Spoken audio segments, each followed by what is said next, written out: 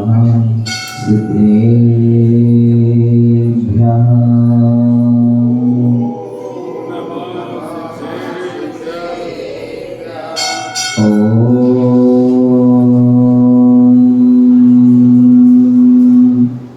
नमः सिद्धेभ्यः।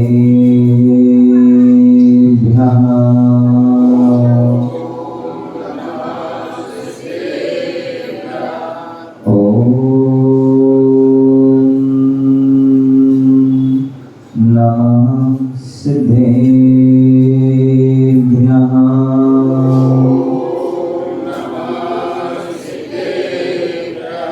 नमिदो वड्डवारं परमपाणं जिणं तु सुदेने बोच्छामि रयणसारम् सायारणयादं नीलम्। नमो अर्यन्ताणं नमो सिद्धाणं नमो आयर्याणं नमो वज्रायाणं नमो लोये सर्वसाहुरम्।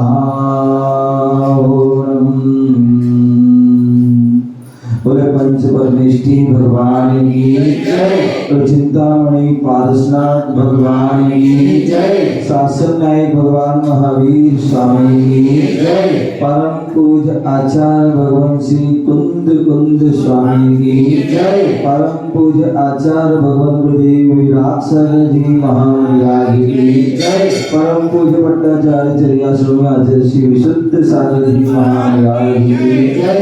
अहिंसा विश्व धर्म की जय। तीर्थराज समीर शिखर की जय। परम पूज्य आचार्य श्री विश्व सागर जी महाराज की जय। परम पूज्य श्री विमोद सागर जी महाराज की जय। प्यारे बंधु, आज हम सभी मध्य प्रदेश की राजधानी भोपाल नगरी अशोका गार्डन पारसनाथ जिनालय में बैठे हुए हैं। भगवान महावीर स्वामी का शासन चल रहा है और जो भगवान की वाणी थी वही वाणी जिनवाणी के रूप में प्राप्त है, उसी जिनवाणी का हम रसपान कर रहे हैं। यहाँ पर आचार्य कुंद स्वामी द्वारा रचित रयण सार ग्रंथ का व्याख्यान चल रहा है। मूल ग्रंथकर्ता आचार्य कुंद स्वामी हैं और जिस पर विशाल संस्कृत टीका जो लिखने वाले गुरुदेव आचार्य श्री विराट सागर जी महाराज, जिन्होंने रत्नात्रय वदनी टीका लिखी है, उसका यहाँ व्याख्यान चल रहा है। 5वें नंबर का गाथा चल रही है और उसका टीका के माध्यम से साफ विस्तार वर्णन चल रहा है कि कहाँ कहाँ कौन से ग्रंथ में उस सम्यक दृष्टि के गुणों के बारे में कहा गया है। कल हम सभी ने यहाँ पर जो सम्यक दर्शन के जो 8 अंग होते हैं, निसंकित आदि अंग, उन 8 अंगों के बारे में जाना था और उनसे जो विपरीत हैं वह संकादि 8 दोष हैं, उनको भी जाना था। क्योंकि हम सब कुछ पढ़ते ना, 6 ग्रंथ पढ़ते हैं। विंजानन के दोष क्या है? विंजानन के दोष कैसे तजिए गई पढ़ते ना। जब तक हम दोषों को जानेंगे नहीं तब तक हम उसको जो है क्या कर पाएंगे, दोष को छोड़ नहीं पाएंगे और गुणों को हम गिरने नहीं कर पाएंगे। यदि आपने दोष जान लिया तो गुण अपने आप जान जाओगे। जहां आपने गुणों को जान लिया तो दोष को अपने आप जान लेंगे, क्योंकि दोनों एक सिक्का के दो पहलू हैं। एक को जान लोगे, दूसरा अपने आप जान जाओगे। पुण्य को जान लिया तो पाप को अपने आप जान जाओगे। शुभ को जान लिया, अशुभ को अपने आप जान लो। प्रकाश को जान लिया, अंधकार को अपने आप जान लो। सुबह जो प्रातः काल जान लिया तो जो है रात्रि, दिन को जान लिया तो रात्रि को भी जान लेंगे। तो इसी प्रकार यहाँ पर हमने जो है उन दोषों को भी जाना था और गुणों को भी जाना था।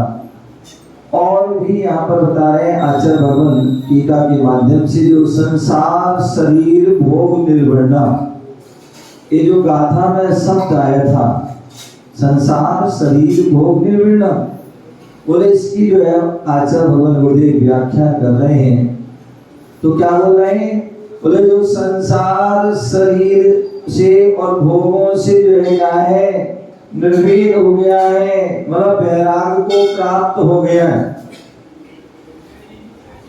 वही सम्यक दर्शन को जो है प्राप्त हो सकता है, प्राप्त कर सकता है। उसे ही देवसार गुरु पर जो है श्रद्धा होगी। किसको? जो संसार से, शरीर से, भोगों से जो है क्या हो जाएगा, निर्वेग हो जाएगा, उससे जो है अनासक्त हो जाएगा, तभी उसको वैराग होगा। तत्वास पढ़ते संसार शरीर भोग,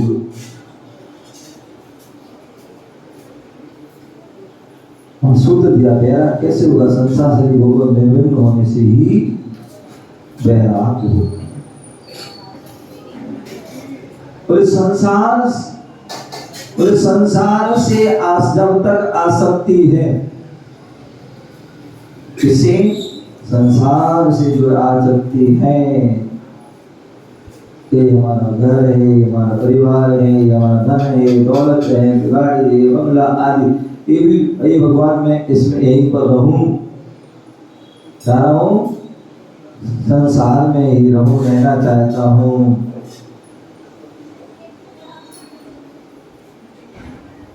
एक बार मेरे गुरु भक्ति ने कहा,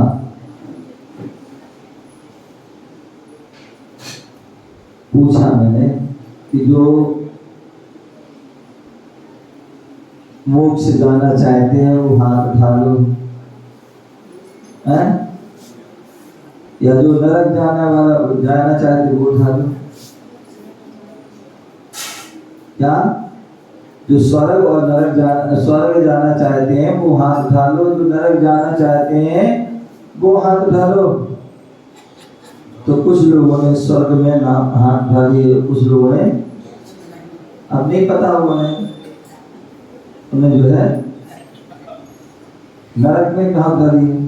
लेकिन मैं देख रहा हूँ 2-3 बार बोला जो, तो मैंने क्या देखा कि कुछ लोग ऐसे थे जिन्होंने ना स्वर्ग में हाथ उठाया, ना ही उन्होंने उनको खड़ा कर दिया। बोले भाई क्या बात है? बस मैंने कहा स्वर्ग जाना चाहते हो कर दो, हाथ उठा दो, तुमने हाथ नहीं उठाया। मैंने कहा नरक जाना चाहते हो तो भी तुमने जो हाथ नहीं उठाया, ऐसा क्यों? तो बोले ऋषि, मैं स्वर्ग में नहीं रहना चाहता हूँ और ना ही नरक में जाता हूँ, मैं तो यही रहना चाहता हूँ। क्या? यही रहना चाहता हूँ, यही सब कुछ है, यही परिवार है, ये वो है, वहाँ क्या सब बिछड़ जाएंगे, तो इसलिए यही है। तो संसार से जिनको आसक्ति है, आपने एक कहानी सुनी होगी, शास्त्र में एक कहानी आती है। एक राजा था और बड़ा ज्ञानी था, धार्मिक भी था, सर्वगुण संपन्न भी था। एक बार वह मुनिराज के पास चला गया। मुनिराज के उपदेश आदि सुनी उपदेश होने के बाद उन्होंने हो सकता है उसने पूछ लिया महाराज से हमारा भविष्य क्या है, क्या हमारा भविष्य क्या है। और स्वाभाविक है, आप लोग जानते हो तो कुछ ना कुछ पूछ ही लेते हो, क्योंकि आप स्वार्थी हो। क्या हो? स्वार्थी हो। अभी एक अम्मा जी हमारे पर बैठी थी, हम लोग स्वास्थ्य कर रहे थे और स्वास्थ्य कर बोली महाराज मुझे इसलिए मैं बात पूछना चाहती। अब वो बुजुर्ग थी, मुझे दया आ गई, चलो मैंने पूछ ली एक बात, पूछना एक ही पूछना ना, लिहाज तो उन्होंने पूछा कुछ, मैंने उनका उसका समाधान कर दिया। अब वो पूछ ली, अब वो पड़ोसी की बता दो, फिर बोले हमारी हाँ हमारी बता दो, मैंने गलत, मैंने एक कहा था एक बता दिया, अब जाओ कल लाना। तो कहने का तात्पर्य ऐसे मिल जाते हैं और पूछने लग जाते हैं। गुरु करना मंत्र गुरु जो है बता देते चलो, अगर मूड हो, अगर मूड ना हो तो फिर हो सकता है क्या कल लाना परसों। तो जो है कहने का तात्पर्य उसी प्रकार जो अपने राज के बाद वो राजा गया, राजा उनके उपदेश आशीर्वाद में पूछ लिया उन्होंने कि हे गुरुदेव हमारा भविष्य क्या है। तो उन्होंने जो है कहा, भैया तुम यार ज्ञानी होते हैं, कुछ विशेष ज्ञानी भी होते हैं, अवधि ज्ञान आदि के धारी भी होते हैं। तो उन्होंने जो है मुनिराज ने उसको जाना समझा और कह दिया कि हे राजन, तुम्हारी उम्र 7 दिन की है। क्या? तुम्हारी उम्र 7 दिन की है और 7 दिन बाद तुम चले जाओ। चलो यहाँ तक तो ठीक था, उसने सोचा सबको जाना है, जो आया है सो सब जाएंगे, कोई बात नहीं। बोले पूरी सुन लो बात राजन, ये सुनाओ। बोले आज से तुम 7वें दिन जो है तुम जो है